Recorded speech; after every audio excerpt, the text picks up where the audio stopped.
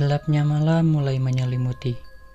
Siap untuk sedikit cerita pengantar tidur yang bikin merinding. Selamat datang di channel The Story of Agung. Kali ini aku akan membawamu ke sebuah kisah dongeng sebelum tidur. Sebelum kita mulai, jangan lupa ya, dukung terus channel ini dengan cara subscribe, kasih like. Kalau kamu suka ceritanya, tinggalkan komentar di bawah. Dan yang paling penting, nyalakan lonceng notifikasinya, biar nggak ketinggalan cerita-cerita seru berikutnya.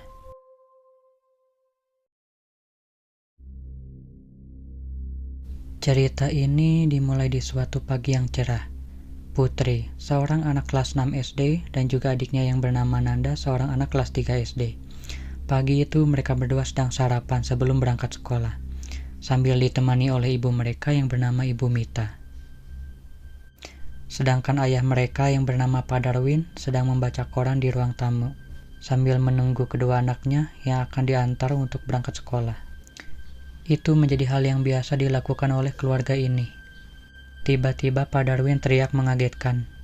Bu Mita menoleh ke suaminya. "Kenapa sih ya?" tanya Ibu Mita. "Ada kecelakaan maut, Bu, di dekat PLTU Python. Semua muridnya merupakan anak SMA dari Jogja. Semuanya hangus terbakar, sedangkan sopir dan kernetnya hanya mengalami luka-luka," jawab Pak Darwin yang masih memegang erat koran tersebut. "Jika kalian tidak tahu, PLTU Python adalah pembangkit tenaga listrik uap terbesar di Jawa dan juga Bali. Untuk jalanannya sendiri agak menanjak, berkelok dan juga curam. Jadi tidak aneh jika banyak kecelakaan yang sering terjadi di jalan tersebut. Walaupun begitu, tempat itu juga memiliki rest area yang sederhana yang bisa ditempati oleh para pelancong dari berbagai macam provinsi yang berkunjung ke sana. Untuk kecelakaan yang Pak Darwin maksud adalah kecelakaan bis yang terbakar hebat, yang waktu itu diapit oleh 2 mobil truk besar, sedangkan bangkai bisnya sendiri tetap didiamkan di tempat untuk menjadi pengingat bagi para warga yang akan melewati jalan tersebut supaya berhati-hati. Sedangkan untuk 54 murid itu sendiri adalah salah satu SMA yang ada di Yogyakarta. Bisa dikatakan kalau kecelakaan ini adalah kecelakaan terparah dan juga tragis yang pernah tercatat di sejarah Indonesia. Bu Mita menatap kedua anaknya dengan gusar. Kebetulan, kalau sekolahnya Putri akan mengadakan study tour beberapa bulan lagi. "Tuh kan Put, jangan ikut study tour ya. Ibu takut kalau kamu sampai kenapa-kenapa," kata Bu Mita yang mulai khawatir. Sedangkan Putri hanya bisa mengangguk pasrah. Perasaan ngeri pun menghinggapi mereka pagi itu. Dan kebesokan paginya lagi, lebih tepatnya hari Minggu, Pak Darwin pun ingin mengajak keluarganya jalan-jalan ke tempat kecelakaan bus itu. Awalnya Putri menolak karena masih takut dengan kejadian tersebut. Tapi Pak Darwin beralasan akan mengajak mereka makan siang di restoran seafood yang dekat PLTU Python itu. Karena Putri yang memang suka makan seafood, akhirnya terbujuk oleh rayuan ayahnya. Mereka sekeluarga mengendarai mobil itu secara perlahan. Di mobil itu terlihat Nanda tidak banyak bicara, tidak seperti biasanya. Biasanya ia selalu membuat ulah kepada kakaknya. Entah itu hal kecil ataupun hal besar. Tapi kali ini Putri hanya melihat adiknya yang terdiam. Mata Nanda memandang lurus ke depan mobil, tanpa berbicara sedikit pun. Hingga pada akhirnya mereka pun sampai di tempat kecelakaan. Di sana tampak banyak sekali orang yang ramai yang ingin melihat bangkai bis tersebut. Bau anyir darah dan bau amis pun tercium. Bangkai bis itu seolah menjadi saksi atas kebakaran yang terjadi kemarin malam.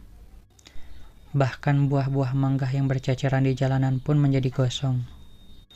Putri tidak ingin melihat ke arah bis itu terlalu lama, karena ada perasaan takut dan juga tidak nyaman yang ia rasakan. Putri juga melihat ke arah Nanda yang sedang bersembunyi di belakang tubuh ibunya, sambil merengek meminta pulang. Mereka pun meninggalkan lokasi tersebut dan mulai makan di restoran seafood yang Pak Darwin janjikan. Putri masih saja melihat tingkah laku adiknya yang berubah. Putri bertanya dengan cemas, takut kalau adiknya sakit. "Dek, kamu kenapa sih kok dari tadi diam aja?" tanyanya.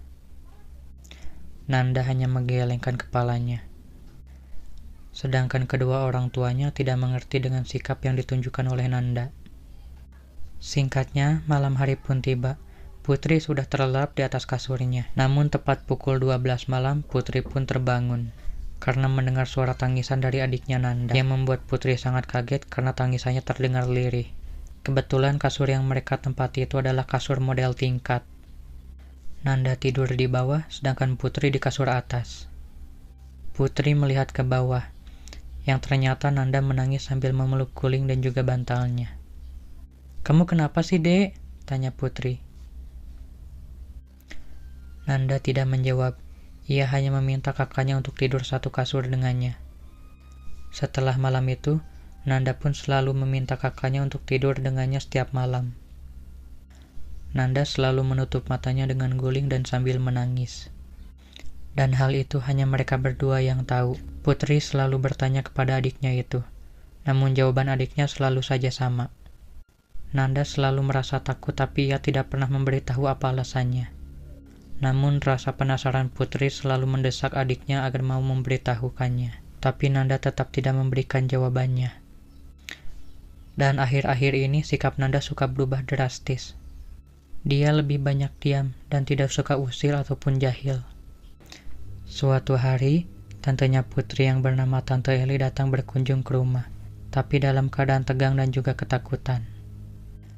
Bersama kedua temannya yaitu Om Cahyo dan Om Budi, yang waktu itu mereka bertiga baru saja pulang dari Bali dan mampir ke rumah Putri sekitar jam 10 malam. Bahkan kedua teman Tante Eli pun juga kondisinya sama, tegang dan juga ketakutan.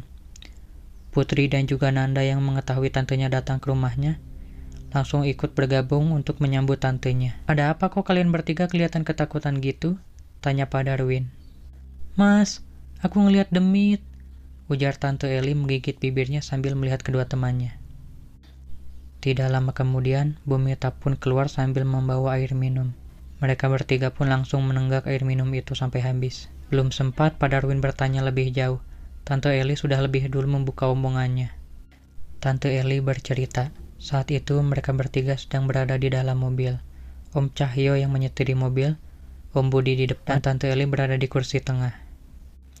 Saat mobil mereka melewati tempat kecelakaan, Om Budi menepuk bahunya Om Cahyo dengan keras. Om Budi langsung tersentak kaget. "Ada apa?" tanya Om Budi sambil menepikan mobilnya. Tepat di tempat mobil bis kecelakaan itu, Om Cahyo langsung menunjuk ke arah jalan raya. Dia berkata melihat anak SMA yang berjajar menyeberangi jalan. Om Budi kebingungan karena yang ia lihat hanya jalanan gelap. Tidak terlihat kalau akan ada orang yang menyeberang. Sesaat kemudian, Tante Eli pun terbangun dari tidurnya. Ia melihat ke arah jalan, lalu berteriak histeris. Tante Eli melihat segerombolan anak SMA berseragam lengkap, tapi tubuhnya tidak utuh dan berlumuran darah. Sebagian lagi tubuhnya gosong melepuh sambil melihat ke arah mobil. Kemudian mereka bertiga mendengar suara tangisan dan juga teriakan minta tolong. Tanpa banyak basa-basi, Om Budi pun langsung memacu mobilnya dengan kencang. Mereka bertiga ketakutan dan terus berbaca doa. Hingga pada akhirnya Tante Eli pun memutuskan untuk menginap di rumah Putri. Karena kondisi Om Budi dan juga Om Cahyo yang terlihat sangat syok. Mendengar cerita itu, Pak Darwin menyuruh Tante Eli dan juga kedua temannya untuk cepat beristirahat dan menenangkan diri. Suasana mencekam itu pun langsung menyelimuti rumah. Tapi Nanda tetap bersikap biasa saja. Ia menggandeng tangan kakaknya untuk masuk ke kamar. Setelah tiduran di kasur, Nanda pun mengajak kakaknya untuk berdoa kepada arwah korban kecelakaan bis itu. Lalu Nanda pun mulai bercerita. Setelah Nanda diajak oleh ayahnya ke tempat lokasi kecelakaan bis, Nanda merasa diikuti oleh seorang perempuan. Perempuan itu wajahnya hangus mengerikan. Ia merangkak sambil meminta tolong dengan suara yang sangat lirih. Perempuan itu cuma punya satu tangan dan kakinya hangus terbakar. Setiap kali Nanda mau tidur, perempuan itu selalu datang untuk menghantui. Perempuan itu bilang ke Nanda untuk mencarikan tangannya yang hilang. Hingga pada akhirnya Nanda selalu mendoakan arwah perempuan itu sebelum tidur. Dan sosok perempuan itu pun menghilang dengan sendirinya. Dan terakhir kali Nanda melihat wanita itu, saat wanita itu sudah memiliki dua tangan yang utuh. Nanda berpikir mungkin ada seseorang yang sudah menemukan tangan si perempuan itu. Setelah selesai bercerita, mata Nanda langsung berkaca-kaca. Putri langsung memeluk dan mengelus rambut adiknya itu. Dan itulah alasannya menjadikan sikap Nanda berubah. Setelah pengakuannya itu, akhirnya Nanda pun berani untuk tidur sendirian lagi. Tapi Nanda tetap ketakutan jika melewati lokasi kecelakaan bis itu. Dia tidak berani membuka matanya karena ada rasa trauma yang sangat besar. Selesai. Terima kasih sudah menonton di channel ini dan nantikan dongeng lainnya di video berikutnya. Sampai jumpa.